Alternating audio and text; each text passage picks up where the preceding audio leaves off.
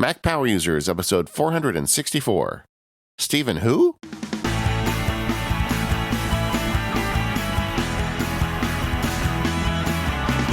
Hello, everyone. This is David Sparks, along with my pal, Stephen Hackett. Welcome to the show, Stephen Hackett. Hey, David. I am so excited to be here and be started on what's going to be a fun, long journey together. Yes, me too. I was very sad when Katie had to leave, but there was one person that came to my mind, and I am so happy that you were willing to come on and be the new co-host of the Mac Power Users. Welcome to the family, Stephen. Like I said, I'm really excited. I've been an MPU listener a really long time. I feel like your and Katie's input into like my life as a Mac user cannot be overstated, and they're huge shoes to fill. And I'm extremely humbled that y'all wanted me to do it. And I'm just ready to get going. It's gonna be fun. Yeah, well, gang, and this is an episode I'd really like you to listen to because it's we're going to get to know Stephen a little bit, what he likes and doesn't like about the Apple ecosystem, what he uses and doesn't use, and also just a little bit about Stephen personally. We've got some very, very important lightning round questions later we're going to ask. And we're also going to talk about a bit of the future of the show. We've got something really exciting to announce just right out of the gate, but we are going to tease you and put that at the end of the show. So that's all good. One less exciting announcement, I am going to PodCon. Awesome. Yeah, so that's up in Seattle in January. January 19th, I believe. And if you're in Seattle and you're attending PodCon, please let me know. Rose and I from Automators are going to do some kind of meetup because Rose is going to be there too. Mike Hurley's going to be there. A bunch of the gang from Relay is going to be there. So I'm really looking forward to it. It'll be my first time attending. And just if you're in Seattle in January, let me know. But with that being said, I think we should get started getting to know Mr. Hackett a little bit. So Stephen, tell us a little bit about you. I feel like I'm in the hot seat now, right? Yes, you are. Now, you're the interviewee on Mac Power Users for the last time because you're going to be carrying the weight with me going forward. I know. Yeah, we're already working on some fun interviews and stuff we're starting in January with some really fun stuff, and it'll be interesting to be on the other side of that. Yeah. But yeah, I'm just a nerd, man, like through and through. We can get into the specifics of that. But if you can't tell from my accent, I'm not, David, I don't live where you live. I'm not from where you're from. Yeah. Although I keep trying to talk you into moving out here. I know. So far, it hasn't worked. You are extreme peer pressure on me. Like, hey, California, we got all this great stuff. The weather's nice. We got all this good stuff going on. But I live in my hometown of Memphis, Tennessee. Born here, raised here, went to college here. My parents live 15 minutes away from me. My brother lives 5 minutes away from me. I'm just a hometown, homebody kind of guy. And like I said, I've never been anywhere else. I never really had the desire to be anywhere else. I travel all over the place for work, but I'm always glad to touch down back here in Memphis each and every time. I think you and I have that in common. When I was in law school, I had this big desire to be a Los Angeles lawyer, one of these big fancy lawyers in one of those big tall buildings. And I got a job. Well, it was like an externship thing where I worked for a federal judge for a while. And I was commuting to downtown LA every day and dealing with just the big city, suburban stuff. Yeah. And like within 6 months, I realized, you know what? I will never fit in here. It's just not for me. And sure. I'm in the suburbs now. It's a little different from Memphis, but it is. I am not a big city boy either. Yeah, Memphis is a fairly good sized city, but it's like a lot of cities in the South. It's extremely spread out. So like my house geographically is basically dead center in the city limits, but it was suburbia in the 1950s. So it's like big oak trees and houses and like white picket fences and stuff. And so even in the city, it's not like being in some place like San Francisco or New York or LA where it's like big like capital C city. Like it's a lowercase c city. And that's how I like it.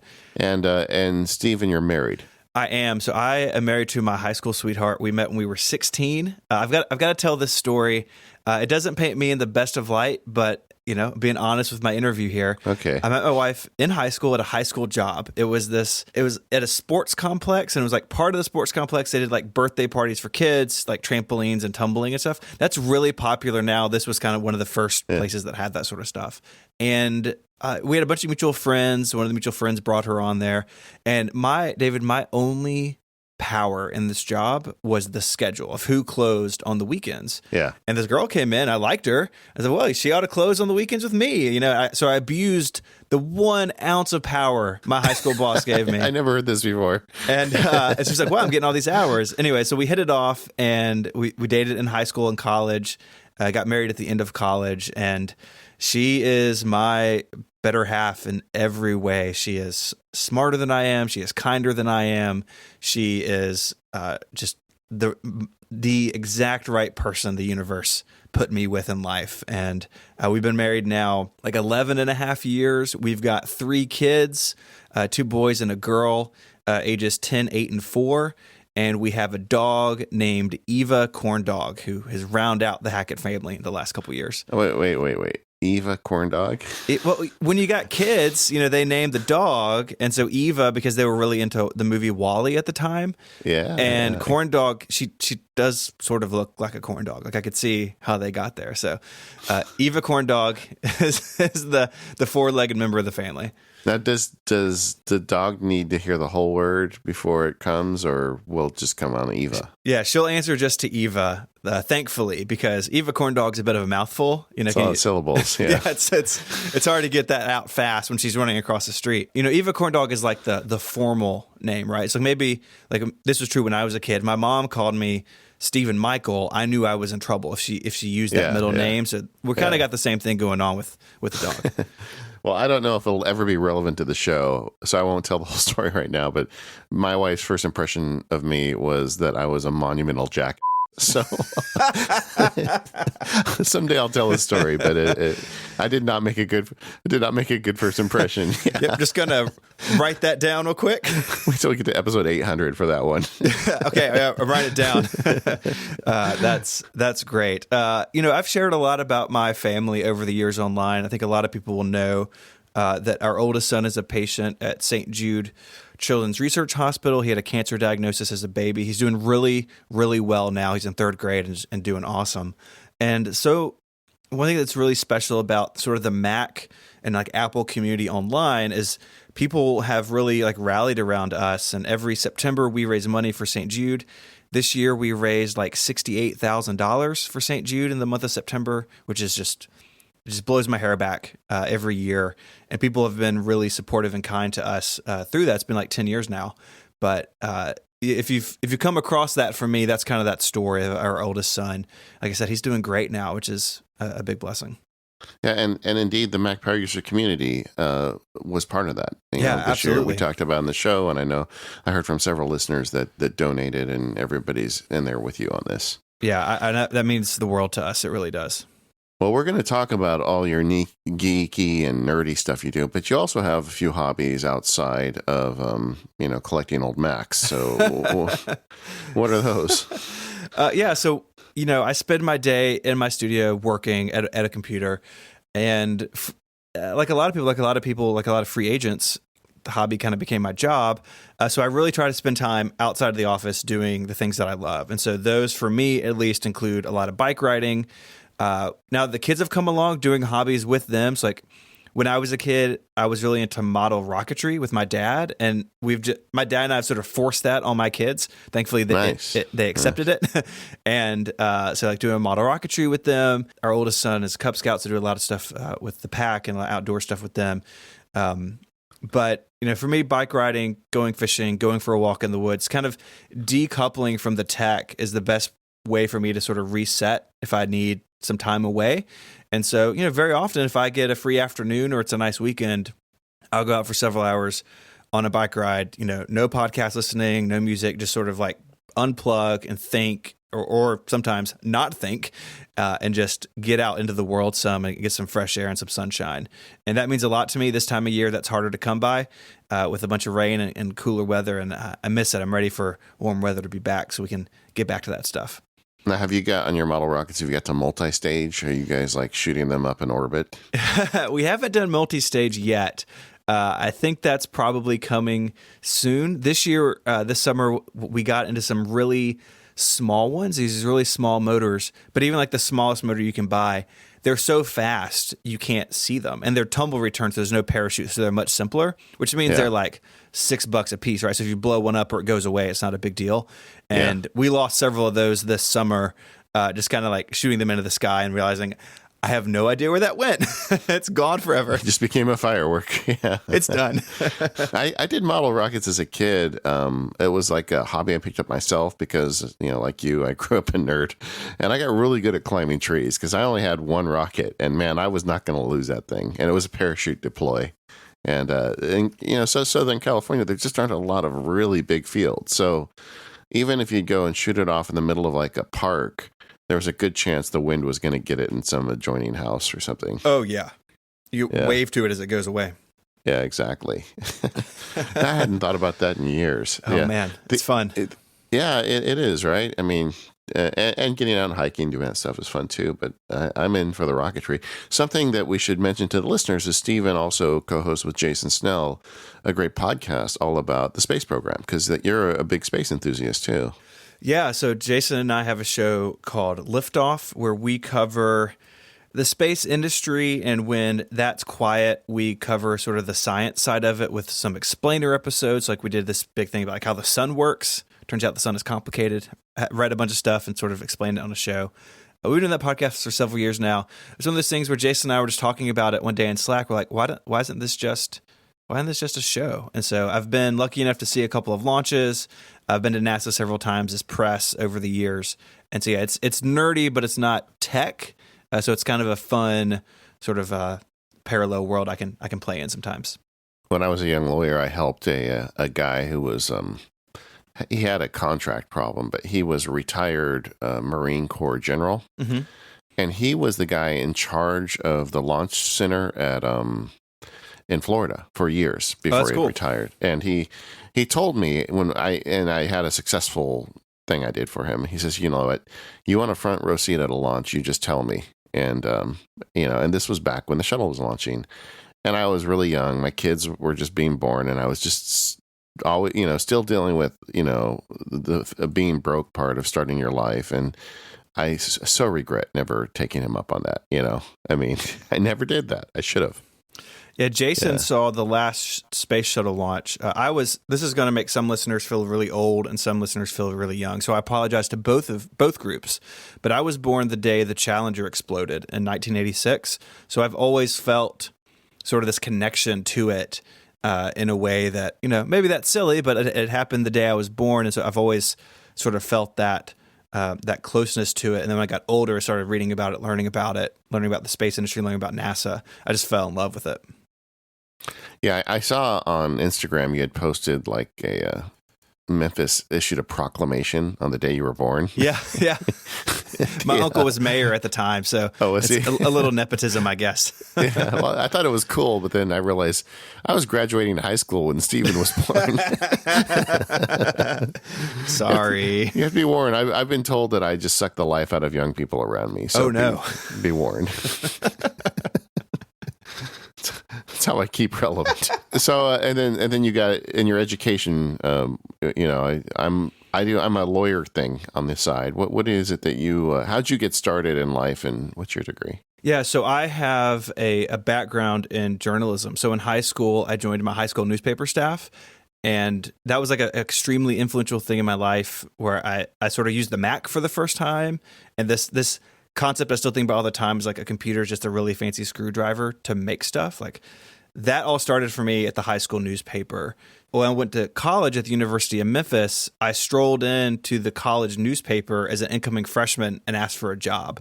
And they gave me one, shockingly, as sort of a layout and a design person, because I did a lot of graphic design in my younger days, and worked my way through a journalism degree at the University of Memphis. So I've got a journalism degree with a background, a sort of a focus more in the production side than the writing and reporting side, even though I had to do a lot of that to get the degree, which meant I spent probably like 7 years of my life using Quark Express every single day. I feel like if I installed it today, I'd just fall right back into it. So kind of wired into my fingers still, I'm afraid. Is that what got you into Mac to begin with? Yeah, absolutely. Is the high school paper ran on the Mac, and I was like, well, if I want to do this, I've got to learn this computer, because I grew up with like a Windows 95 machine at home.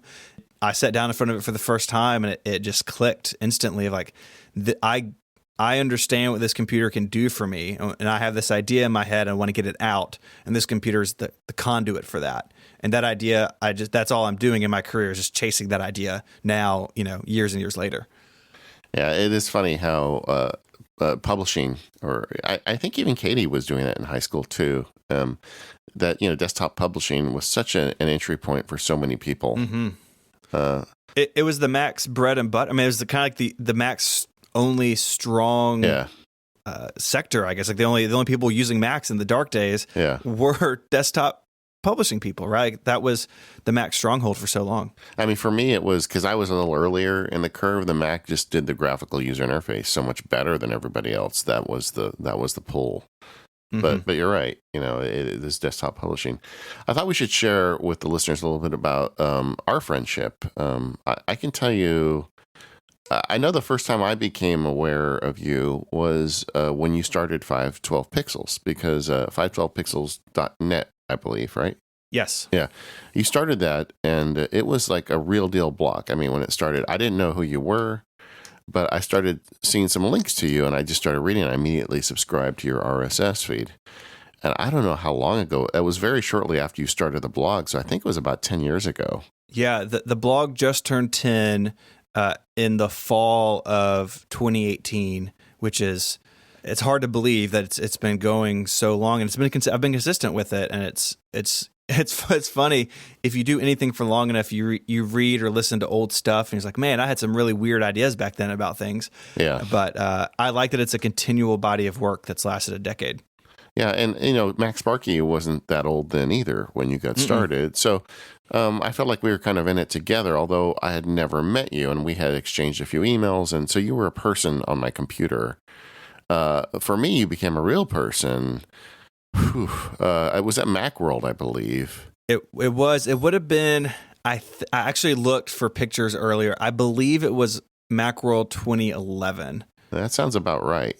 So as we record this, we've been friends with, I guess, human contact for about 8 years now. Mm-hmm. And we really hit it off. I mean, I felt like I had a really good time hanging out with you. Yeah, me too.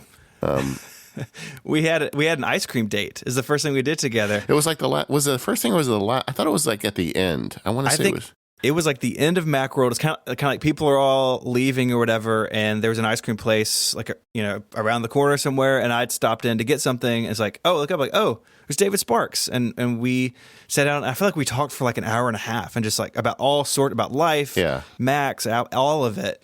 And yeah, I remember that very fondly. And me too. And for me, it was kind of the first thing I did. The blog was, I guess, then like a couple years old, but I'd never been to WWDC before this. Macworld was like the first thing I did, like in this community. And it was so welcoming, not only by you, but by everybody. There were so many people. That's when I really realized that, oh, this is more than just like people on Twitter or a bunch of blogs or some podcasts. Like, this is a real community of people who care about each other and like are passionate about the same sort of stuff. I think that's pretty special on the internet. I really do. Yeah, and Stephen and I we're constantly messaging each other, unrelated to anything that we talk about on the show, and we are giving each other a hard time about workouts. I think I sent you some unicorns the other day. Yeah. First day back in the gym after Christmas, like, oh yeah, I used to work out. Yeah. So this is all right. So Stephen did a workout, but it was a short one. It was very short. So I was trying to send him like kind of a dig about it, but I didn't have my glasses on, and I ended up sending 3 unicorn heads. So I don't know. I'm not really sure what that means, but I was like, okay. After they sent him, like, okay, well, I sent 3 unicorn heads. I'll let him figure it out. Yeah. I have no idea what you were saying, even now. Yeah, well, I'm not sure either, but it was fun. I wanted to take a minute to talk about our first sponsor, and that's our friends over at ScanSnap. Fujitsu has a new ScanSnap out. It's the IX 1500. And it's been a while since they released a new scanner, and this one really has just got all the bells and whistles. It's a great scanner. They just sent me one. I started playing with it just this week as I'm doing my year-end scanning and getting things set up. secret here. We record this is slightly before New Year, but it does 30 pages per minute. It's got wireless. It's got cloud. It's cloud enabled, so you can use the ScanSnap cloud service. It's basically all these features they've been working on over the last several years. They built into one scanner, and it's a great desktop scanner. I mean, with that fast speed and the full duplex, you can run your paper through it. It scans both sides at one time. I'm a big fan of having a desktop scanner if you have a lot of paper in your life. That's me because of my day job. So paper is constantly coming in. I can put stacks, big stacks of paper in this thing, and it just zips right through them. And one of the things I really like about the new ScanSnap iX 1500 is that it's got this a touchscreen on the front. And at first I wasn't sure, what am I going to do with the touchscreen? You know what? I love it because they've done a good job of the interface on it. I mean, they still have the big blue scan button, which everybody loves, but you've got a bunch of shortcut buttons there. So if you want to save to a specific location, or if you have a picture you want to stick in the middle, or if maybe you have receipts you want to email to somebody, using all those services I was just talking about, you can customize your scan as to where it's going and what it's going to do with it just right there on that touch screen right on the front of the scanner. You don't have to fiddle around with software in your Mac. It just happens for you. So, I mean, it's a great scanner. It's really kind of a culmination of a lot of things Fujitsu's been working on for the last several years. It's also got some great features in it to help avoid getting streaks, and they all the things they've learned. Like they've got the thing that pings in it, so if you accidentally if it catches two pieces with the feeder, it will immediately tell you, and then you'll make sure to get it done right. All that technology they've been working on has shown up in this really, really awesome scanner.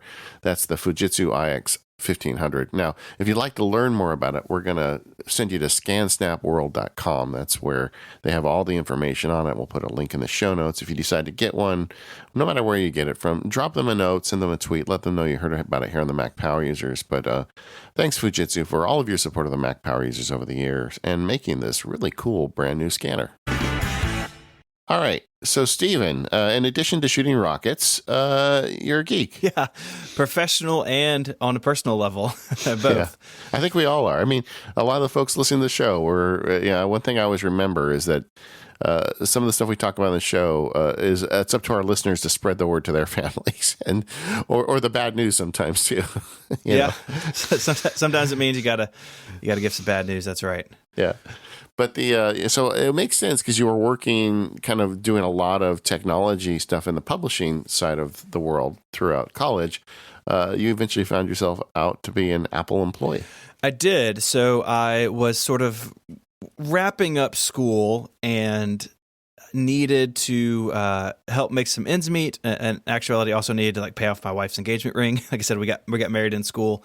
And I took a temporary holiday salesperson job at my local Apple store. I had some friends on up there, and they said, "Hey, the seasonal thing's pretty straightforward. You just come in and interview, and unless you're some sort of goofball, then you should be set." And that for me grew into a sort of a more stable sales position after the holiday season ended. And this is I should put some context. This is holiday 2006. So iPods are big, right? People are buying iPods for Christmas for everybody. It's that time frame. The iPhone is not here yet. And it was a lot of fun. It was kind of getting thrown in the deep end when you're learning how to swim. First week of the Apple stores, the week of Black Friday, you're just well, I guess that we're doing this. And it was a really fun time being on the sales floor, but very quickly I don't want to say I got in trouble with this, but I sort of was overstepping what I should be doing as a salesperson because I had all this technical knowledge and people would come in with questions. I'd be helping somebody on the side of the store for half an hour instead of selling iPod socks or whatever. Yeah. And were iPod socks still for sale then? I forgot about that. Yeah, I'm sure they were. They're awesome. But it was noticed by management, and thankfully there was an assistant manager who saw this, and she realized that I would be a pretty good fit to sort of move out off the sales floor into the Genius program. And so we talked about it, and I talked to Mary about it, and I was still in school at this point, but ended up becoming a Mac genius. And again, this is 2006, 2007. early iPhone days here is kind of where we are in the timeline. So very different from the Apple Store we know today. But yeah, I earned that Mac Genius name tag. It was pretty fun. And that was back in the, didn't they send you to Cupertino in those days to get the training, or did you do it locally? Yeah, so it was get on an airplane and go to Cupertino. I was there for about 2 weeks. Did training right around the corner from Infinite Loop. Got to eat lunch at Infinite Loop at Cafe Max and really kind of get to know the culture of Apple. Because when you're in retail, it's a very different organization, right? You're part of Apple, but you're not really part of Apple, kind of in the way you are if you're on campus or working for Apple corporate. But Genius was kind of the bridge between those two worlds. And so we got to see what Apple was like and sort of take those values and ideals back to the store and kind of become the ambassador for those ideas and concepts in the store, which was a position I really took seriously and really cared about people on the team doing the right thing for the customer, because that was why we were there. And it was something that I really instilled on my geniuses, because that was instilled on me when I was, at Cafe Max talking to a genius trainer. It really was for so early in my career, a really sort of pivotal moment for me. Yeah, it's kind of like the big boy moment. Yeah, absolutely. So I did that training. Like I said, it was about 2 weeks. It was half software and half hardware. So I was there. This was sort of like the OS X Tiger days. I was a genius during the Tiger to Leopard transition. Spotlight. I remember that. Yeah. That's right. Oh man, so good. You could search a computer from anywhere. What an idea! And it was something that changed a lot. I was there for just a critical time with the iPhone sort of coming online. I was there for the iPhone 3G launch and the App Store, so I saw a lot of change from behind the Genius Bar, and it was a fun period, but it was sort of Apple's first big growth time after the iPod had come out. The iPhone was such a different beast and sold to so many people. It really very quickly changed sort of in front of my eyes, honestly, as a genius. Yeah, I bet. And it's so much different now than it was back then even. I know I have several friends that have worked at Apple over the years, and everybody's got a different opinion as to when was the best time. Yeah, absolutely. Now it's even separate, where you have geniuses, but then you have people who are sort of just doing iPhone stuff, just doing iPad stuff. You have sort of different tiers. Yeah. When we were there, it was you're at the bar helping people, or you're in the back turning screws, doing repairs on Macs. And that still goes on in stores. They still do a lot of repair. But it was a little bit simpler then, because Apple had fewer product lines. It was kind of less to worry about. iCloud wasn't a thing, right? It's like, is this syncing or not? Well, do you have a .Mac account? If you don't, then no. It was sort of a simpler time, especially when you think about services. Well, also, just looking back, back then you could take screws out of Macs and fix them. That's and true. Now you really can't. Now it's like you need a glue gun and all this other stuff. So it was a real different ballgame. We opened with the first MacBook Air came out. Someone at our store bought one like the day it came out, and it was bad out of the box. So we replaced it, and I said, well, before we send this back, I'm going to open it, because we haven't seen one of these yet. And I remember opening that machine and thinking, oh my gosh, how could a Mac be so small? Right? Yeah, now you look at the 12-inch MacBook, it's like, wow, that's tiny compared to the old MacBook Air. But it really was a machine that boggled my mind at the time. How could this thing be so small? How could they make something so thin and light? And of course, that was just the beginning of our modern era. Yeah, it is kind of crazy. Yeah. Mm-hmm. But I do wonder these days how much Mac repair actually happens in an Apple store. Beyond like adding memory. I'm not sure can they still section cup off an iMac display? I don't know. Yeah, my understanding is desktops are still repaired in the store. Yeah. But, they don't sell many desktops compared to notebooks. Notebooks can be repaired in the store, but then they can also be shipped out to repair centers, which is how it was when I was there too. Yeah. Interesting. Well, but you moved on from Apple. I did. I was a genius sort of in Apple retail for about 2 years, and I had a opportunity come my way. A consulting firm in town was opening an Apple authorized service provider. So just very, very briefly, AASPs are Apple partners. So an ASP can order you an Apple part from Apple, and they can do repairs, and it's covered under your Apple Care. Sure. These shops exist in a couple different ways. They exist in cities where there's not Apple stores, or like in Memphis, there used to be like 3 or 4 of these, and they mostly serviced schools. And this company, which is already up and running, doing a lot of other consulting stuff, mostly on like the PC and networking side, they said, we've got clients with Macs. We want to go after Mac business. We're going to open an AASP. And Steven, you're the lead genius at the Apple Store. We would like you to come run our service shop. And quite frankly, it was an offer that was like too good to refuse. And so I left the Apple Store and went to this consulting firm. Most of our clients were K through 12 schools. And so this may be different now, but at the time, so like 2008, 2009, 2010, David, say that you're a school district. Poof, you're a school district. And you order, let's say, 500 iMacs to put in all your school libraries and 2 in every classroom, all your schools, right? That's going to overwhelm your internal IT staff when those show up. And so what Apple would do is they would sell you, the Sparky School District, 500 iMacs, and in that contract would be a service agreement to have them like imaged and inventoried and installed. And our company would be at the other end of that contract. And so we would come in and we'd have 500 iMacs delivered to us. We would inventory them all. We would image them with all your software and all your configuration stuff. And then we would come install them in all of those classrooms and school libraries. And we did that for 2 years. And unfortunately, the timing was just kind of bad. 2008, 2009, 2010, that was some down years in the economy. And pretty quickly, we realized that it was not going to be sustainable. And it was a lot of fun. It's fun to work on big projects like that. Like to have a tractor trailer full of iMacs back up to your door is extremely overwhelming, like emotionally overwhelming. Like, I have to get all these ready, but we did it. So you've set up a lot of iMacs is what you're telling us. A lot of iMacs, a lot of MacBooks.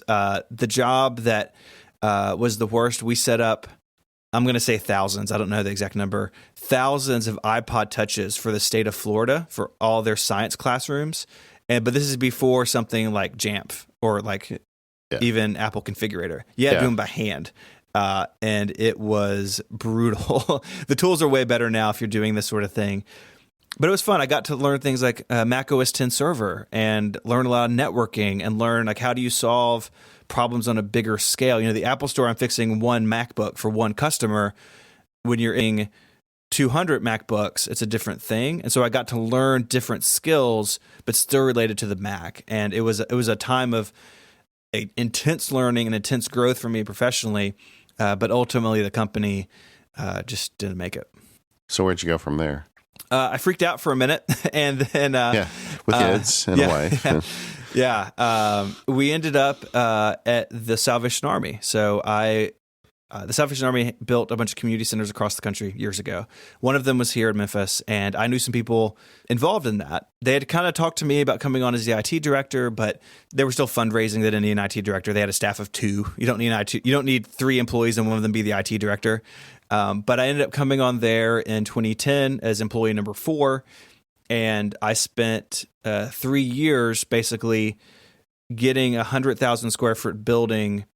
The floor plans were done. The building was designed, but there was no infrastructure in it. So we had to do all the IT, all the audio visual, all of this stuff in this building that had everything from a 300-seat theater to a swimming pool to basketball courts to like we built a recording studio. All this like community center type stuff under one very large roof. And I came on being basically a Mac guy, but the Salvation Army, this in 2010, 2011, is running Windows Vista and then eventually Windows 7. So I very quickly had to come up to speed on PC stuff, ended up hiring people to help me with that, hired sort of a Windows administrator, hired an audio video coordinator, and we spent 3 years getting this building done. we're going to talk about this in a minute, but like I've started companies since then. This was by far the hardest job I ever had because it was, okay, I know all this Apple tech stuff, but I need to integrate it now with audio video systems. I need to integrate it with like fancy pants networking. I need to integrate it with enterprise wireless. I need to integrate it with point of sale stuff. How do I get these Windows users who also want a Mac sometimes? Like, how do we interface all this stuff? And it was the first time where I was outside the Apple bubble in my career. And it was extremely challenging, but I learned so much about how the broader world of IT works. And Salvation Army, they do great work, but it's a big corporation. It's like, oh, the IT director for like the South is in Atlanta. Like, and I can make some decisions, but some have to go through him. It's the first time I had anything like that in my career. And it was challenging, but it's really where I sort of learned how the Mac in particular can go into these different environments. And like all the audio video stuff we did, which was like $1 million worth, was all powered by Macs. And like learning how all that stuff worked in a kind of interesting way, dealing with like remote management in a way I had never done before. And that's also where you get your like audio and video ninja skills, because you do have a lot of those. I remember when we had our bunk beds together at WWDC a few years ago. That's not a joke, dear listener. They were bunk beds. Yeah, they were bunk beds. There was a table in the room, and there were so many. You were running all the podcasts for all of Relay, and there was a lot of gear you had in there. I have a box on my desk actually with a new recorder in it that I'm going to deal with this afternoon. But yeah, that's where I kind of got into AV gear. This was about the time I was starting podcasting on the side. Actually started in about the end of 2010. And so I was kind of figuring out podcasting a little bit, but then also dealing with like large scale AV problems. Like how do you do sound for a 300 seat theater? Like I had no idea. So I had to learn and like had to work with vendors and work with my direct reports and work with my boss and like figure out how all the pieces go together. So that theater could have a play production on a Saturday, and then they're going to have church in there on Sunday, and then Monday night they're going to have rehearsals for something else. Like, how do we build something flexible to meet all these needs? And I will always look upon that job with fondness. I really enjoyed my time there, but it was backbreaking. And by the time I left, I was pretty worn out from getting that big of a building up and running in a pretty short period of time. I'm really looking forward to having the benefit of that knowledge, though, when we talk about some of the Mac Power User subjects, because I think a lot of that stuff is going to play right into even just kind of the home audio stuff that we get into on occasion here. Man, it's such a fun topic, and it's one that there's, with AV stuff in particular, sometimes there's no right or wrong answer. It's about what you want to do and what the budget is and what someone's comfortable with, but it's definitely not something that is necessarily like this is the way it has to be all the time. This episode of the Mac Power Users is brought to you by Text Expander from Smile. Text Expander multiplies your team's productivity, making up-to-date shared knowledge available instantly. So if you work with a team, you want to make sure that all the communication from that team is on the same page. And with Text Expander, all of those common responses are accessible and searchable through simple abbreviations and keyboard shortcuts. So they don't have to go into a complicated menu system, just use the keyboard as they're typing. You can write and edit these responses by your best writers, and they are shared automatically and instantly with everyone on your team. And the best part, it's available on multiple platforms. So if you have team members on a Mac, someone's using an iPad, someone over there is using a Windows machine, or someone just on the web, these snippets are available to all of those team members. Like I said, they're updated immediately everywhere whenever they're modified. Using Text Expander with your team will change your life, making you more productive, and that leaves you with more time for what you do best. You don't have to worry about this sort of stuff. You can set it up once and know that all this communication is consistent and it's the way that you want it. If you have a large team, Text Expander supports single sign-on and grouping accounts to make onboarding a breeze. You can make sure someone is in the right group with the right access very easily and quickly. Visit textexpander.com/podcast to learn more about Text Expander. And while you're there, let them know you heard about Text Expander from us, the Mac Power Users. So, Stephen, while you were doing all this, setting up a 100,000 square foot building, but doing a lot of IT and everything, you were also building up the 512 pixels and the podcasting and all this stuff on the side. You were a side hustle guy. Yeah, I always was. As soon as I left Apple, I started blogging. Apple has some pretty strict rules around that sort of thing, as you may imagine. And basically, when I started my job at the ASP, I installed WordPress and started writing the blog. Which makes sense. You had a journalist degree, and yeah, and I had stuff to say. Why not? And I felt at the time that I had this perspective of being a genius, and that is a very heavy influence in the first few years of the blog, no doubt. And yeah, get to use the degree I have. Have a journalism degree, but working in IT is like, maybe I can mix that chocolate and peanut butter a little bit. But yeah, 2010, 2011, started getting into podcasting a little bit through Mike Hurley. He had a show and he interviewed me about the iPad when it was introduced. So in early 2010, and we hit it off and started doing some shows together. One of those shows has morphed into Connected, a show that I do with Mike and Federico, where we cover Apple news each week. And one is Ungeniused, where Mike and I talk about weird stuff we find on Wikipedia. Which is like, I promise it's a show. I know it sounds bananas, but it is. And it was just fun experimenting and exploring the format of podcasting. It was a medium unlike anything I had any experience with, because I'd writing and designing, doing physical newspapers. Like, podcasting is really far removed from that, but it's something that I really loved instantly. I just loved the what happens when a couple of people who are friends talk about something they're interested in for a little while, and what can come out of that is something that's really unique to podcasting. And it was fun to explore that in those early days. And then you and Mike eventually formed the Relay.fm network.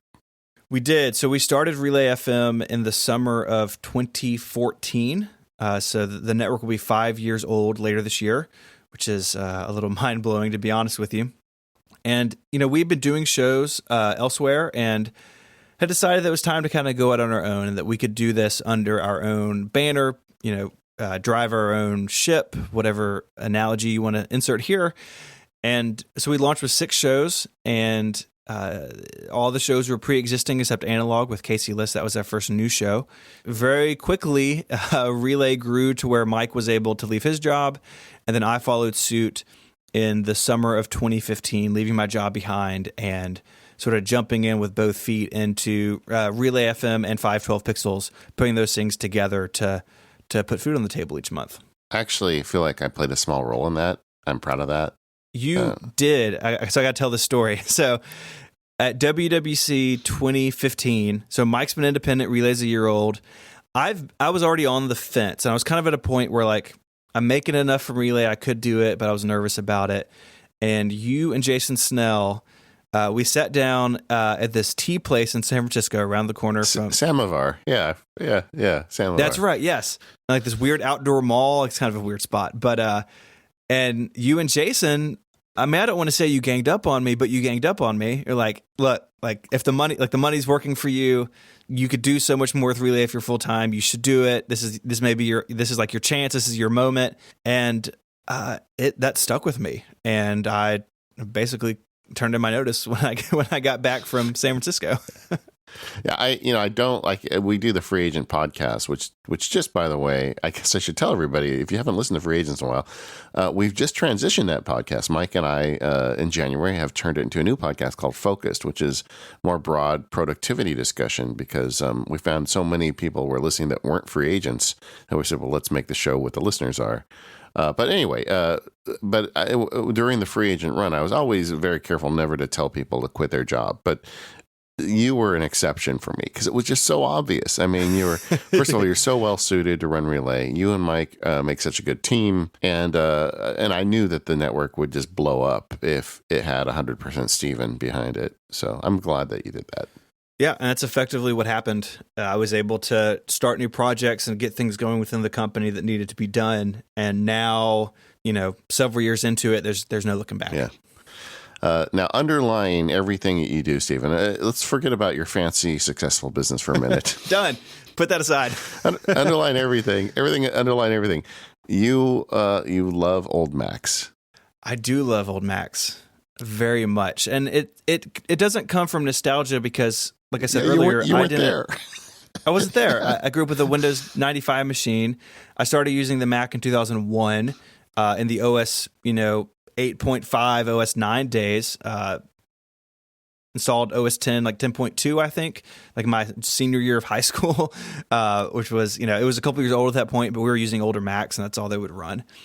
But I was so enamored with the platform and what it allowed me to do as a creative person that I just wanted to know everything I could about it. Like the Mac was a world unto itself. And I felt like I'd missed out on a bunch of that because my parents had a Windows machine. Thanks, Mom and Dad. So starting, I don't know how many years ago, let's call it 2010, 2011, I started really diving into this. And it started by doing some blogging about Apple history and old machines, something I do to this day. But then I started collecting these machines, and it started, a friend of mine gave me a G4 Cube, I think for Christmas one year, or my birthday or something. And I was like, oh, like I had no idea this machine existed. So like, go find some YouTube videos about it, see where Steve Jobs announced it. People go crazy because it's like a wild looking machine. That was the liquid cooled one, wasn't it? No, the Cube has no cooling. That's right. It is That's passively right. cooled. Right. Well, they said it was. It didn't work super well. It became a space heater. Yeah. Yeah. You would put a sheet of paper on the top of it, and it would just shut off because it got too hot. Yeah, I remember a friend of mine had that computer, and I would go over his house, and it was just the coolest computer I'd ever seen in my life. Yeah. I've got it on my case. It looks awesome. It still looks good today. Yeah. And sometimes, David, you know this, right? Sometimes when you get into something, it gets away from you a little bit. And before I knew it, I had Macs like stashed like in the closet nursery, in our old house, and like in the pantry and all these things. In the pantry, I love that. Next to the dog. Yeah, it's food. like, there's power books in there. Where else would I keep them? They're in the pantry. My wife's like, hey, we don't have any room for this sort of stuff. And but now I have a studio, and it's just me, and it's really sort of taken off. And I'm in a position now where, I kind of a couple years ago decided, like, if there's going to be an Apple historian or a Mac historian in particular, like I'd like that for people to think of me when they think of that. It's a very niche thing, but I was like, I can carve that out for myself and for the blog. And people will send me machines now or email me and say, hey, I've got this computer, do you want it? And sometimes I pass, sometimes I accept them. And I actually meant to count before we record to have an accurate number, but the number is somewhere around 65 Macs now. Most of them are notebooks. The notebooks outweigh the desktops a good bit. There are a lot of computers in here, and there's a link in the show notes. I did a tour of my studio on the MPU forums, and there's a picture of the collection in there you can go check out. Yeah, it's a great, we'll put a link to this Steven studio tour. And you know what, I'm going to do a similar one, set of pictures on my studio now that I'm kind of done. I went through this whole process last year of getting it set up, but then we had some family stuff and I got delayed. But in the next month or two, I'll do it as well. I think Steven is going to win, though, because I'm just like looking. First of all, there's one picture you have to see. It's a top shelf. And the first thing I said, is that a bunch of books? And then you zoom in. No, it is the biggest pile of MacBooks I've seen in my life. Yeah, that's the laptop library, iBooks and PowerBooks and MacBooks and MacBook Pros, all sorts of fun stuff. I don't know if I ever told you this. When my daughter was first getting interested in having a computer, she was too young to be on the internet, and we had we always kept the iMac as my kids were young downstairs where everybody could see it, and I just wanted to be around when they were on the computer and the internet. And so she wanted one in her room. And a friend of mine sent me a Mac SE, which was the computer I lusted after back in the day, but I couldn't afford. Oh, yeah. So I set up a Mac SE for her. And then I got a USB connected floppy drive.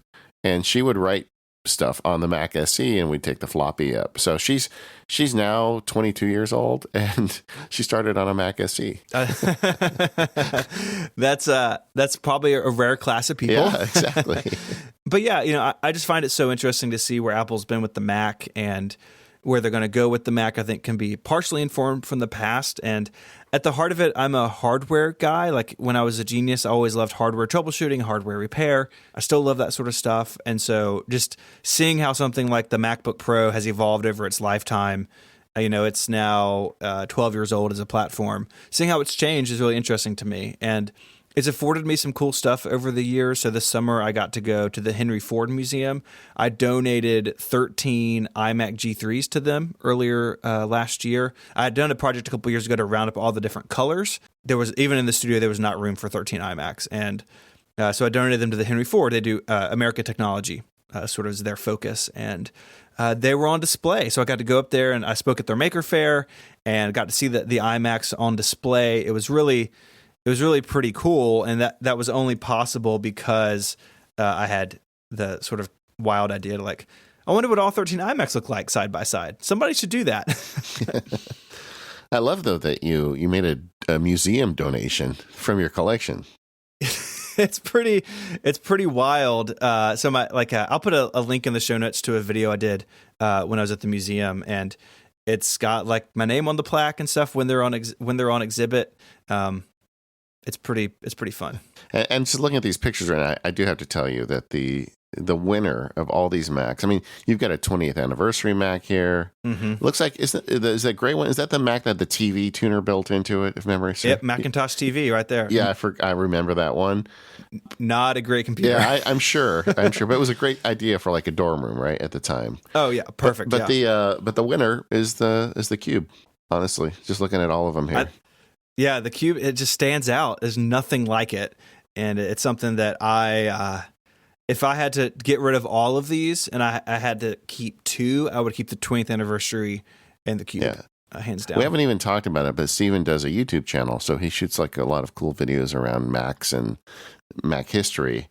I'm sure that'll come up as we work through the show. And but you've got a really cool rig in here to shoot top down, and I'm super jealous of that. I would love to have that here, but yeah, my dad and I built that this summer, and it's neat to have to take product shots straight down. It's kind of hard to do actually, and so we basically just watched a bunch of YouTube videos of people who had built them and sort of figured out, okay, these are common things you need, and then he's a contractor, so he has tools and know-how. I was like, hey, will you help me build this? And so that was a fun summer project together. Yeah, I do it now with a tripod. The way I do it is just bananas, but anyway, I'm jealous of that.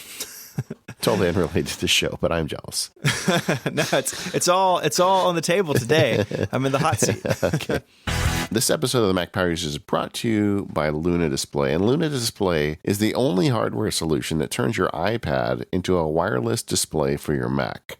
This gives you a super portable second display with stunning image quality and basically zero lag. I've been having so much fun with this thing. You know, when they first came on to sponsor the show, they said, do you want us to send you one? I'm like, no, I already bought one. I backed them when this was in the backing stage, and I got the USB-C one. You can get it different formats. I got the USB-C one, so it plugs right into the back of my iMac, and I'm using it for all these different purposes. Even though I have a second monitor on my desktop computer, I love the idea of putting this thing just to the side with my big iPad Pro. And like, for instance, right now as we're recording the show, I've got it running all the recording tools, the meters and everything I need to make a podcast, just over to the side here on the screen that I can see.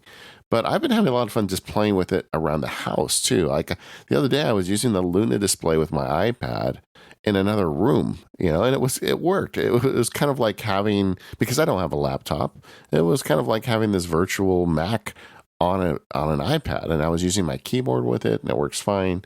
If you don't have access to a Wi-Fi connection, you can use it connecting via USB. It's super simple. Luna Display also acts as a complete extension, so you can have the external keyboards, the Apple Pencil, touch interactions, all from your iPad, but driving your Mac. It really just basically turns your Mac into a touchscreen device. When I see this thing, I keep thinking, man, I wish Apple would make like a huge iPad, and I could use Luna Display to drive my Mac like an iPad. So I've been having a lot of fun with this thing. I continue to find new uses for it, and the underlying technology here is just that constant rock solid connection that it really does feel like it's a connected second display. Listeners of Mac Power Users get an exclusive 10% off the Luna Display. Just go to lunadisplay.com and enter the promo code POWER at checkout. That's lunadisplay.com and promo code POWER at checkout. Pick one of these up and just start playing with it. You'll be surprised how many uses you can find for it. Our thanks to Luna Display for their support of this show and all of Relay FM. So, putting the Cube aside, Steven, what Mac stuff are you using these days to get your work done? Yeah, so I sit in front of a base model iMac Pro. Y'all had Jason Snell on a couple of weeks ago. Jason is at fault for me buying this computer. Yeah. I had been using a 5K iMac, and I had actually upgraded to a new one when the iMac Pro came out, and it was too noisy. The fan was kind of really loud in her load, and so I returned it and bought the base model, the $5,000 iMac Pro. And look, I've got more Mac hardware experience than most people. It is my favorite computer I've ever owned, like past, present, maybe future. It is so powerful but silent. I love the all-in-one form factor. I've got a lot of stuff hooked up to it for audio production, but I don't have a tower and like a separate display and cables for all that stuff. All the cables go down the back of the desk really neatly, and so it's really just sitting in front of a big screen. And the iMac Pro it can take anything I throw at it, and I throw a lot of audio production, a lot of video production, doing 4K video. It just doesn't break a sweat. Like I've never thought, man, I wish I had saved up and gotten the 10 core or done something.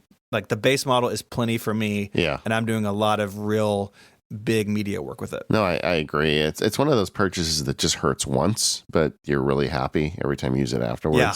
I've had no regrets. And clearly it's not for everyone. If you spend your time in Microsoft Office, you do not need. In fact, you wouldn't even be able to tell the difference between a Retina iMac and an iMac Pro, because, the multi-core stuff is where this expensive one really pays off. Absolutely. But man, it is a nice machine. I agree. It's super quiet, and it hurts when you buy it, but it is nice. It did hurt. But like, for a long time, I just used a string of notebooks, and I'd upgrade every couple of years. And like, we'll see. We'll just put a marker here to see what I do when the Mac Pro comes out. I may give up the all-in-one lifestyle. We will see. But it's like a year into this, not one time have I thought, man, it's kind of feeling old. Like never once, not even once have I thought, I wish I had more computer at my fingertips. It is so good, and Apple did a great job with it. But I'm not always at my desk, so I also have a 13-inch MacBook Pro that I don't use very often. I really only use it heavily when I'm traveling for work and we're doing, live podcast, or I'm at a conference or something. And then the MacBook Pro gets, pretty heavy usage. But most of the time, it's just sort of just at the side of my desk, charging, kind of just waiting to be pushed into service. But it can go weeks, honestly, without me using the MacBook Pro at all. And that's fine by me. I have it for when I need it. That's why I have the Pro, so I can do the audio stuff or video stuff on the road. But I'm at my desktop if I'm at work. Yeah, so it's almost like a studio rig for you, the MacBook Pro. Yeah, absolutely. And it's I have it set up with all the same stuff as the iMac Pro. So if I need to walk out of the studio and go do something somewhere else, I have it all at my fingertips. But I would just rather use the large display hooked up to all the Xeons. Where's the iPad fit in your life? That is a changing answer. If you asked me a couple years ago, I would say it's basically just for media consumption and some email and stuff. But especially with the new 12.9, and I really like the bigger keyboard. So I am using the iPad Pro more and more when I'm not working at my desk. Now, I know Jason talked about editing a podcast, or editing a lot of podcasts in Ferrite.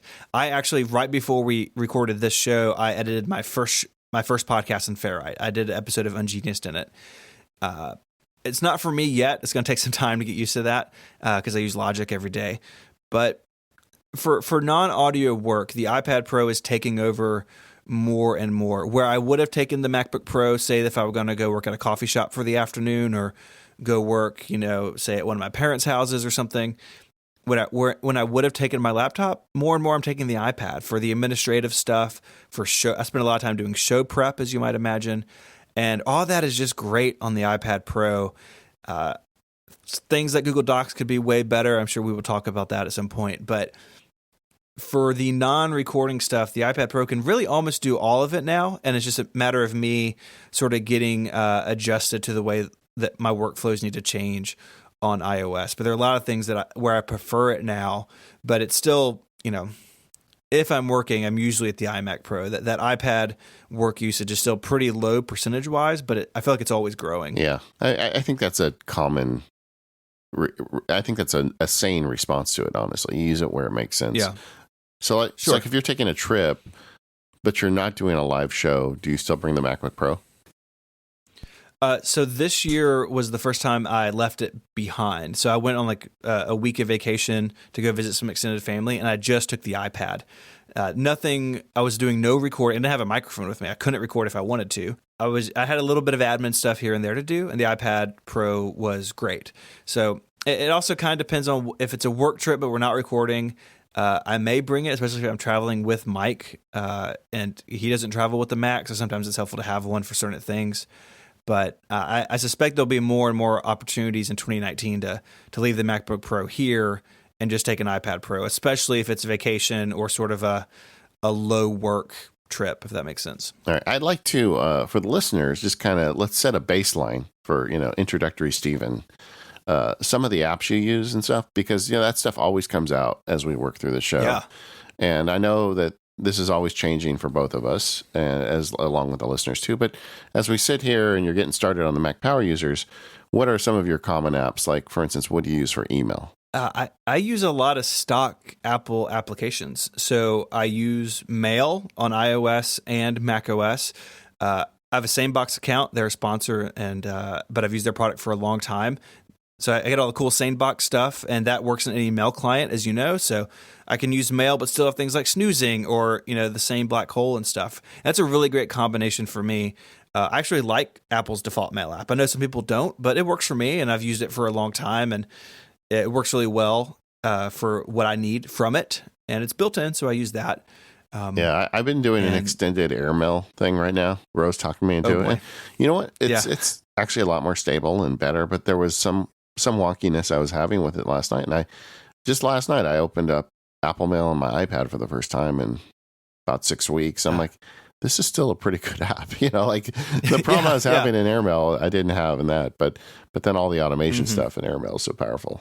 So that makes sense. I think also the Apple Mail is very secure. I mean, for a lot of people that work in networks and, they need an Apple application. There's no wonkiness going on there. Right. A lot of those apps require to have a token, like for your Gmail account or your iCloud account or something. And sometimes that's not allowed if you're in a sort of an IT managed environment. So it's good to have options. Mail definitely lacks some of the fancy things like AirMail. Like you said, the automation stuff, like take a message and send it to a bunch of places. Mail has no concept of that. And so on the Mac, what I do is I have a text expander snippet to give me the URL of the frontmost mail message. Yeah. And so if I need to I need to answer this email, I can attach that mail URL to my task and then archive the mail message. And then when it's time, hit the link and Mail opens it. So you can get around some of that stuff on the Mac, but it's not as fluid as something like what AirMail can offer when AirMail is behaving. How do you grab an Apple Mail message ID with a text expander snippet? Oh, it's a Dr. Drang trick, actually. I'll find something to put it in the show notes, but basically it's Apple script. So you text expander basically looks at Mail, and Mail reports basically the URL of that message, and then text expander grabs it. Yeah, because there are links, but I had never seen it done through a single text expander snippet. So I'm curious. I'm going to adopt that myself. Good idea. Yeah, it's great. I'll tell you the problem with Apple Mail is when you get over, if you start doing a lot of work on your iPad Pro, because like sending a message to OmniFocus or doing Apple Mail, it seems like it has its hands tied. But we'll talk about that in the future. I really wish Apple Mail on iOS would get some love. Yeah, me too. What about calendars? Again, the stock application meets my needs. I don't do as much calendaring as I used to when I had a bunch of meetings at work to deal with. And I use iCloud to power all that stuff with a bunch of shared family calendars and stuff. The built-in Apple calendar meets my needs pretty well. It lacks some of the features like Fantastical has with native language entry. So you can just type in, lunch with David at 12 and it does the right thing. The Mac calendar app can do that, but it's sort of shaky when it gets it right. But I don't miss that enough to use a third-party app. For me, the calendar is built in. I get all the benefits of it being built in, and it's been rock solid for a really long time. Yeah. And once again, you can use those in conjunction. Like you can use the Fantastical toolbar tool, but use the Apple Calendar display. I'll tell you the thing that makes me crazy about Apple Calendar is just when you want to edit an event. It feels to me like they figured out, how many, can we make this 7 taps? How about 8? You're right. It's like they had a contest to see who could make it take the most number of interactions to just delete an event. It's crazy. So that's something we'll talk about. Task management. Where do you do that? You got a piece of paper and a pencil, fancy pen like Mike. Stone tablet. No. It's an OmniFocus. Okay. If people have followed me for years, I have a tendency to bounce around between task managers, but OmniFocus 3 solved some of the frustrations I had with OmniFocus before, and I've been there for a while now, and it's been pretty good. So that's. See, I thought you were on Remember the Milk now. I was all ready to like give you a hard time. I get that from the connected guys. I used to Remember the Milk for a really, really long time, and then I went back to it several years ago for a little while.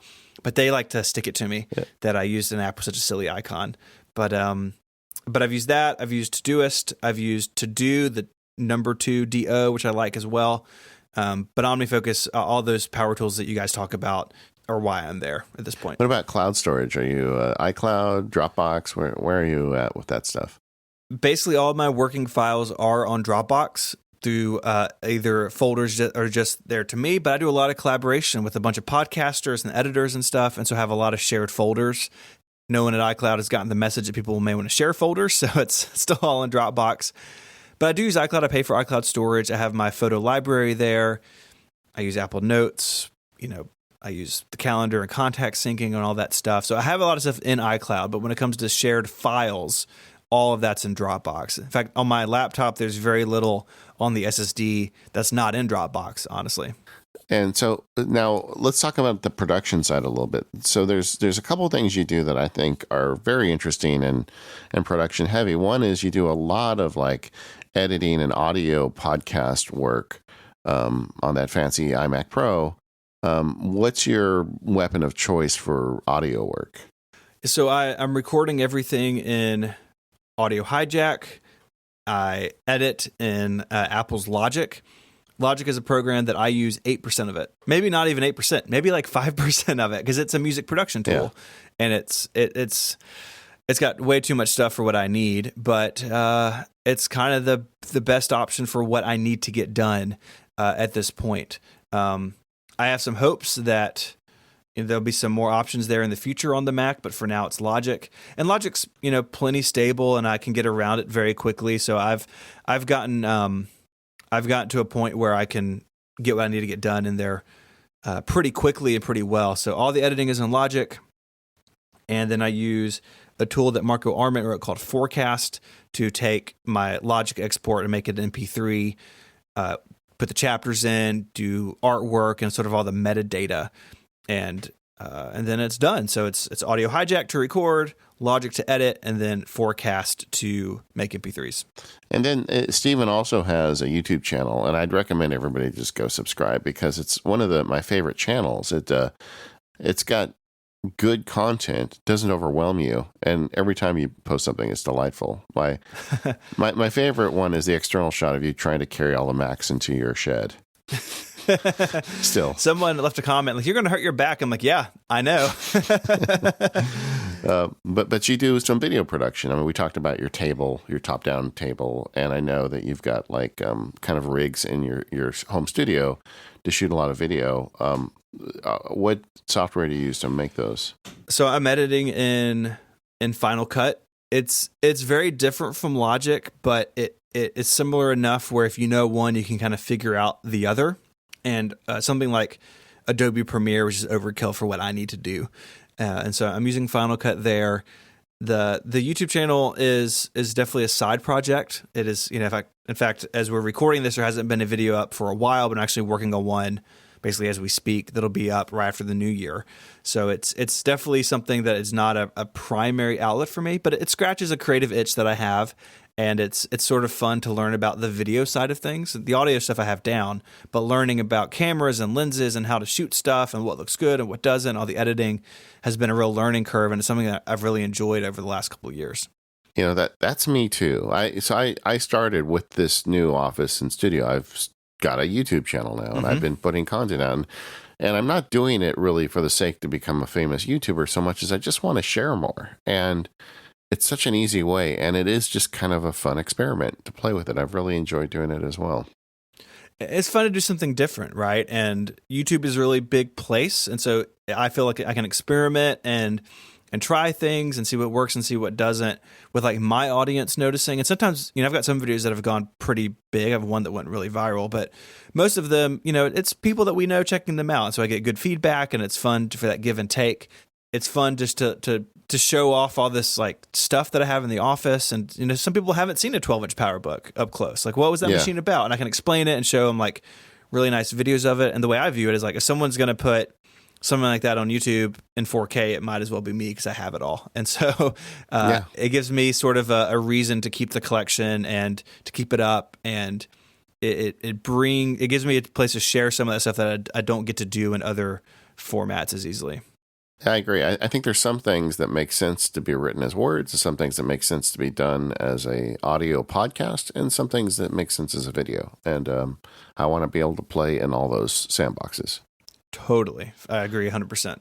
So the show's called Mac Power Users. We really are Apple Power Users. We talk a lot about iOS 2 and Apple Watches and basically anything Apple ships. So, Ben, you've got a lot of experience with the company. But as we sit here and you're getting started, what are some of your favorite things and your least favorite things about Apple?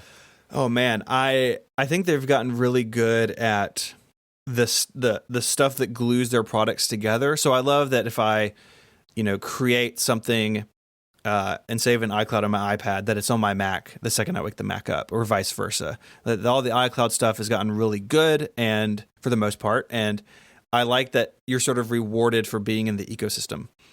And I think that Apple does that better than anybody else. And that's one of my favorite things about them. It's like, I can just get this, or I can have a family member get it, or I can recommend it to a friend and know that generally they're going to be okay. And that means a lot to me because what I recommend people, I take that very seriously. Yeah. The thing that I'm struggling with now, and this isn't unique to me, of course, is like I do feel like on some of the pricing stuff, they've got to get that under control. I don't know if they can sell a $1,400 smartphone indefinitely. I just don't know. And I think that it's kind of a bad look in some ways to be charging what they are for some of their products. And I definitely don't like that because, hey, like I buy most of the stuff and it's expensive, and it is kind of hard to recommend a family member like, hey, I need to buy an iPhone. I'm like, well, my answer is kind of an iPhone 8 because the 10s is probably too expensive, or now it's the 10R, thankfully, but even that's more expensive than the 8 was. And so that's always like a thing you have to consider. And in reality, that's always kind of been true. Apple's always been expensive, but it feels like they've stepped over some sort of invisible line the last couple of years, and I don't love it. Just over the holidays, I spent time with a bunch of extended family, and of course they all come to me to ask about the new iPhones.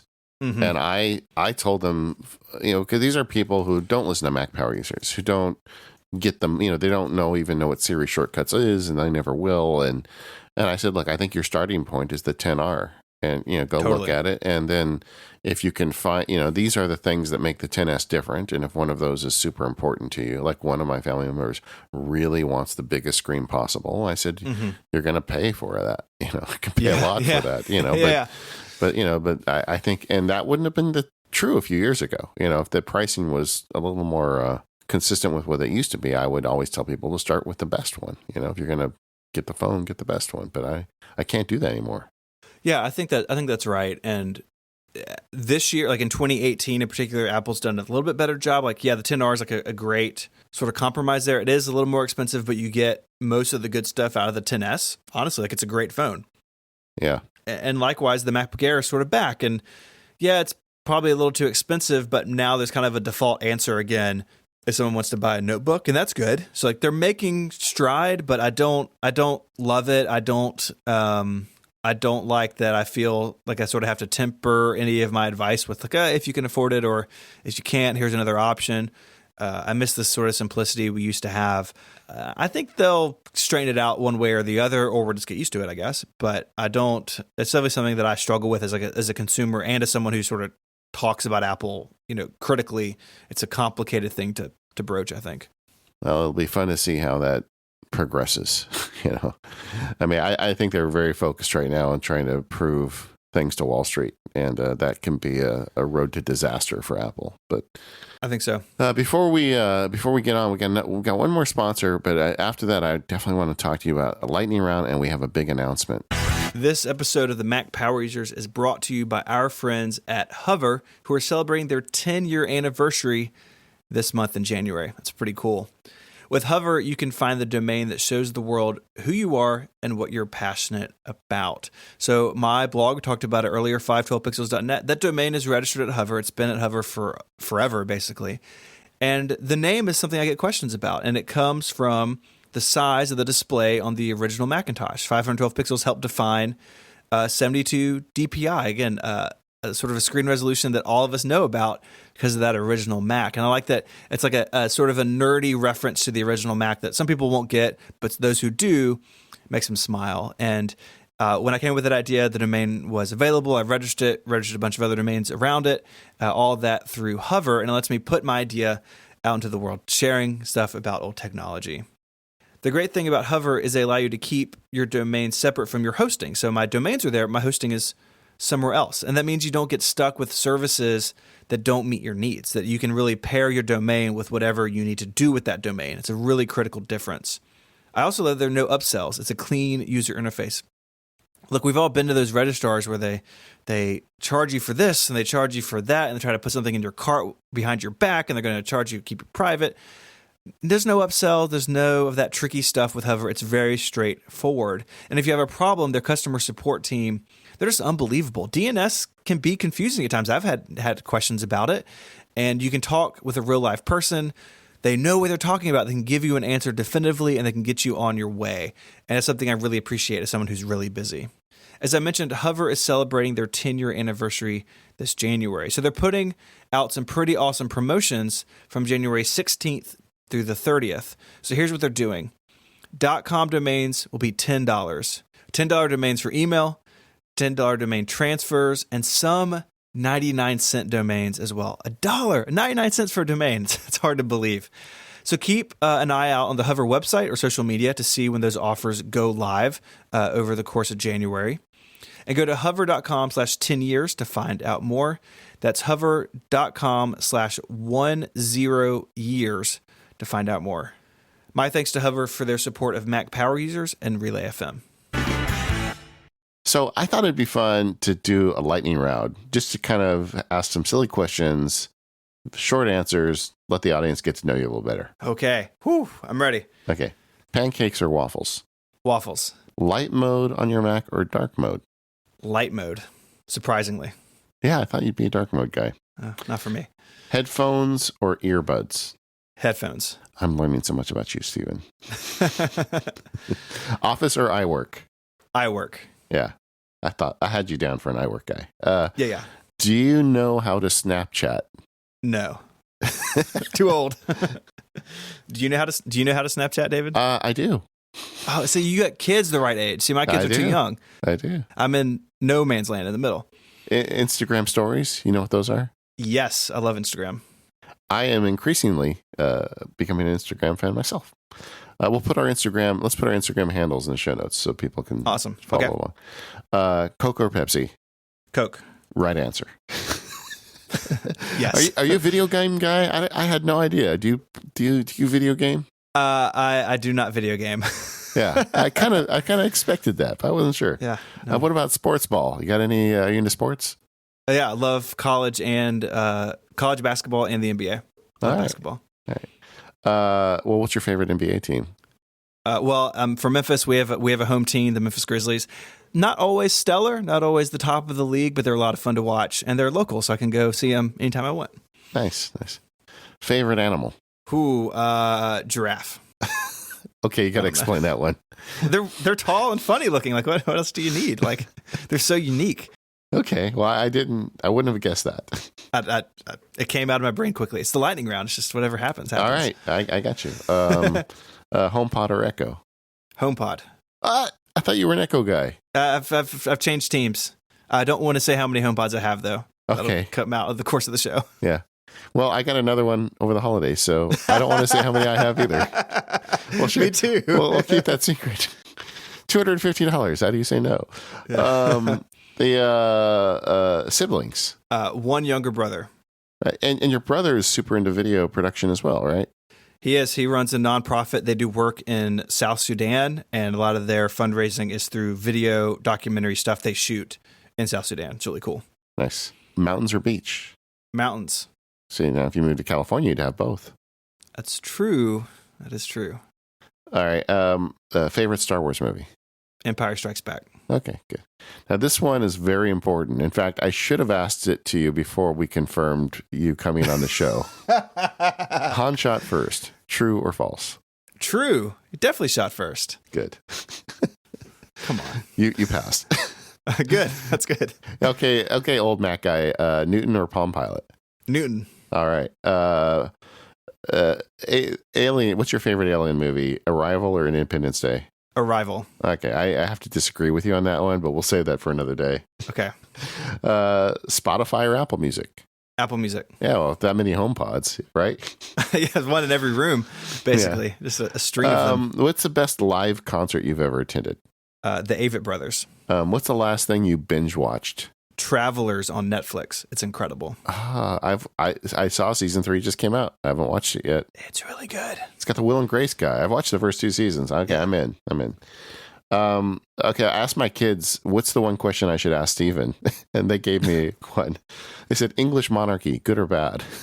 Good. Okay, yeah, all right. Seems to work for him. Yeah, there you go. Batman or Superman? Batman. Superman, come on. Batman, of course. Superman is silly, David. Now, are you passionate about Batman, Steven? I didn't know this. Extremely. Okay. That kind of makes sense because I feel like you're kind of like the Batman of the Mac community, like showing up with your cable ties and your. Yeah, I'm putting that on a business card. Maybe we'll get a listener to do some artwork. Steven as Batman. Please send that to us. What would you have on your belt? Certainly a USB cable or two with the different dongles. Yes, you have a dongle pouch. Yeah. Like you said, some zip ties or Velcro for cable management or for making sure the Joker doesn't escape. I would say you probably have an original iPhone. Okay. You know, although I do think on the dongles they would not be in a pouch; they'd be like connected, so you could just rip one off if you needed. Oh, it. That's good. Yeah. A pouch would slow you down. That's a really good point. That's good. And then you'd have to have one of those USB drives with an installation of every Mac OS back to, I don't know, 7? Yeah. System 7? Yeah, you never know what you're going to need to install when you're saving Gotham. Yeah. All right, I like that. Anyway, gang, I just want, in case you didn't realize it, I'm very sad that Katie left. I'm very happy that Steven said yes, and we're going to have a great time with the show going forward. Mac Power Users isn't going to change a whole lot. We're still going to focus on content shows. In fact, the next content show we're going to do, we're already deep in planning on, is going to be all about using a Mac Mini as a home server in 2019. What does that mean? And we've got, what's the case for it? What's the case against it? And what's the best way to do it? That's going to be next week's show. We're going to have guest interviews. We've got some really cool guests lined up already for 2019. As always, let us know if you've got something interesting to tell. Maybe you'll be a guest on MPU in the future.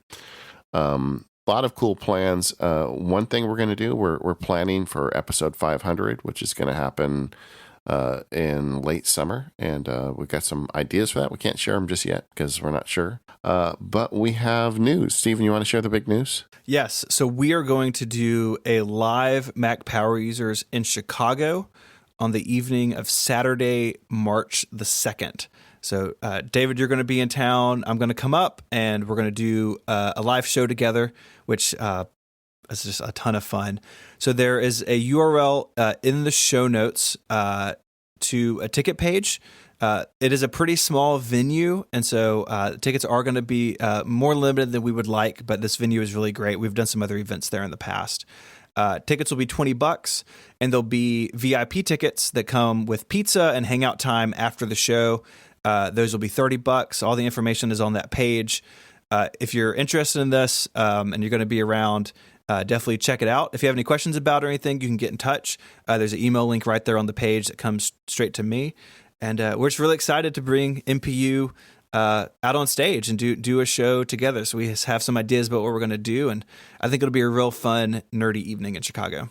Yeah, I can't wait. It'll be cold early March, so yeah, I'm going to have to get into the shed and find my parka, the California boy. But I can't wait to do that. So hopefully we'll see you all. And we did it on Saturday night, so it'll be a lot easier for people to get to. Past things we've done in Chicago on weeknights, it's always hard for folks to get there. Yep. And doors will open at 7, so you can start planning ahead. But definitely check it out. I think tickets will go pretty quick. So do check that out. We look forward to seeing you. And thanks for listening. Once again, we are the Mac Power Users. You can find us at relay.fm/MPU.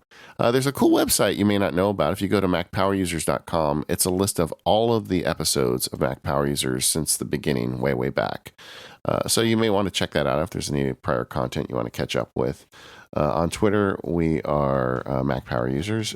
Steven, on Twitter, you are ISMH, correct? I am. I am Max Sparky. You can find Steven over at 512pixels.net along with several other shows on the Relay Network, and I'm at maxsparky.com, and I think that's it. I miss anything? Sounds good to me. Steven, I'm so happy to have you on board. I can't wait to make a lot of Mac Power Users with you going forward. Me too, buddy.